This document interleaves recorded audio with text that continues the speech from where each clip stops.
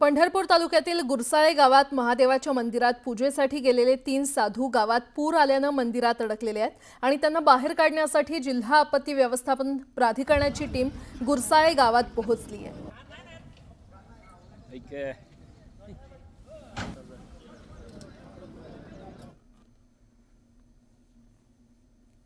गुरसाळे येथील बाणगंगा महादेव या मंदिरात जे अडकले, पंचगंगा महादेव मंदिरात जे अडकले होते ते नोकरे महाराज आहेत, त्यांचे दोन्ही भक्त यांना आपले तहसीलदार सचिन लंगोटे आणि सगळी रेस्क्यू टीम यांनी सुखरूपपणे आणलेलं आहे।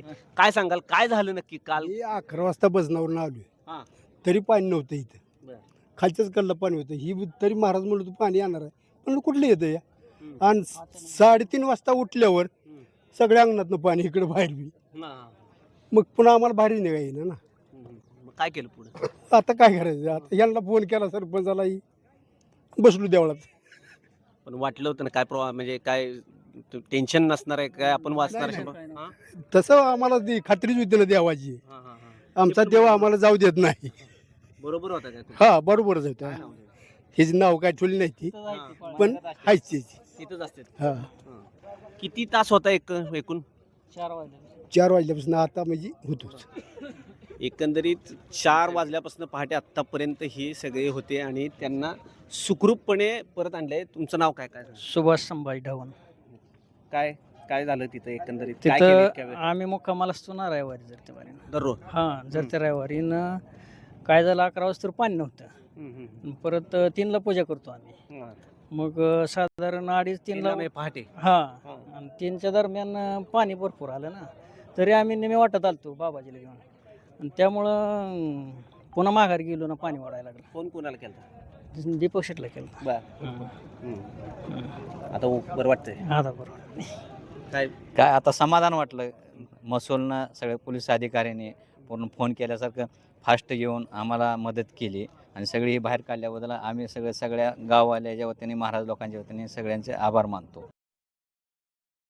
तिकडे नाशिक जिल्ह्यात जोरदार पाऊस सुरू आहे। मनमाड, मालेगाव, चांदवडसह तालुक्यांना पावसानं झोडपून काढले, तर 3 दिवसांच्या विश्रांतीनंतर रात्री वादळी वाऱ्यासह जोरदार पावसानं झोडपून काढले आणि त्यामुळे उरली सुरलेली पिकं देखील हातातून जाण्याची शक्यता आहे। कांदा आणि मका पिकांचं मोठ्या प्रमाणात नुकसान होण्याचा अंदाज वर्तवला जातोय। मी आता उभा आहे चांदवड तालुक्यातील वागदर्डी गावाच्या एका शेतात। रात्री झालेला मुसळधार पाऊस आणि वादळी वारा याच्यामुळे मक्याचा शेत जो आहे तो पूर्ण झोपलेला आहे। पूर्ण जो पीक आहे तो आडवा झालेला आहे।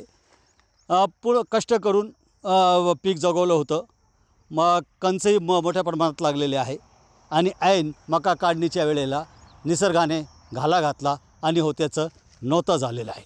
आपण बघू शकतो का पूर्ण जो पीक आहे तो आडवा झालेला आहे, त्याच्यामुळे शेतकऱ्यांचं मोठ्या प्रमाणात नुकसान झालेलं आहे। किती नुकसान झालेलं आहे, कशामुळे झालेलं आहे आणि या संकटातून एक शेतकरी कसे सावरणार आहे ते जाणून घेऊया। बाबा, कशामुळे हा नुकसान झालेलं आहे, काय लावलं? गार पाण्याचं आहे, गार पाणी नुकसान वादळ झालं ना, त्याच्यानं झालं। काय लावलेलं होतं, किती लावलं होतं? हे काय 20 गुंठे लावले। किती खर्च आला? खर्च त्याला आता बेण्याचा आहे, पाण्याचा आहे, पुष्कळ खर्च येतो त्याला। खाली पडून जायला नाही, त्याच्यात काय नुकसान नाही, ते काय नुकसान झालीच रे। पंचनामे करण्यासाठी कोणी अधिकारी वगैरे आले? कोणीच नाही, येईल नाही कोणी। कोणाला कळवलं? नाही, कळवलं नाही आम्ही। नुकसान नाही आमच्या माहिती आहे, ते वादळ झालं, त्याला काय करणार आहे? काय सरकारकडून अपेक्षा? काय आता आपली गंज अपेक्षा आहे, पण काम मिळेल तेव्हा खरं ना।